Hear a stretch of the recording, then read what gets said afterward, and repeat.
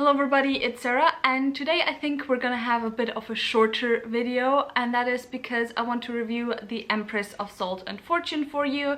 This is going to be a spoiler-free review, and the reason why it's gonna be shorter is because this was just a novella. It's barely over 100 pages, and so while there are some things that I want to mention, it's definitely not gonna be too long. This book was the February read for my book club of Queens, Witches and Valkyries, and that book club is all about centering adult high fantasy written by women, although I think in the near future I'm just gonna change it to generally centering adult high fantasy not written by men. But yeah, if you're interested in joining, I will have all the links, the Twitter, the Discord, also my announcement video where I explain everything a bit more closely in the description box down below, so definitely go and check it out. And March read is The 100,000 Kingdoms by N.K. Jemisin, which is the first book in the Inheritance trilogy, and I cannot wait to start it. But yeah, now that we have that all out of the way, let's get to the book that it's all about in this video, which, as I have said, is the novella Empress of Salt and Fortune by Mi Vo. This novella is adult high fantasy and it is set in an Eastern Asian setting. I won't tell you too much about the summary because after all this novella is barely 100 pages long, so the general gist of the story that you gotta know is it's about a handmaiden of a queen who tells a scholar about the life of said queen.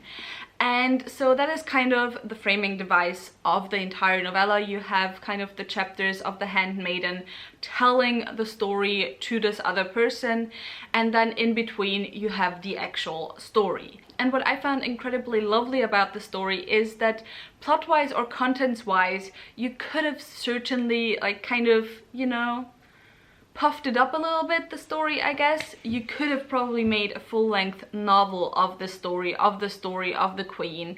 However, it wasn't really about the queen, it wasn't really about the plot that happened in the story.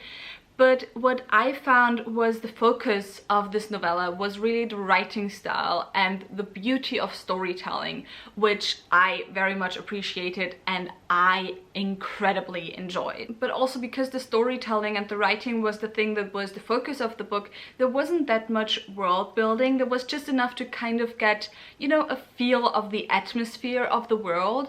But honestly, even though fantasy a lot of times is very known for its world building, I don't think that the most intricate world building is necessary for every single story. And there certainly were hints to deeper and bigger histories in this world, to conflicts and so on, but that just wasn't the focus of the story. And so while we kind of get tidbits of that history, to kind of know what's going on, to know what troubles the characters, it just, you know, it wasn't the focus because the plot of the story wasn't the focus. And as I said, first of all, the storytelling was in the focus of this novella, but on the other side, we also had very much a focus on the relationships between the women in this story, which I just found were multiple absolutely beautiful relationships. You had the relationship between the handmaiden and the queen, you had a few sapphic relationships, and just, you know, it's so rare to get books that are focused all around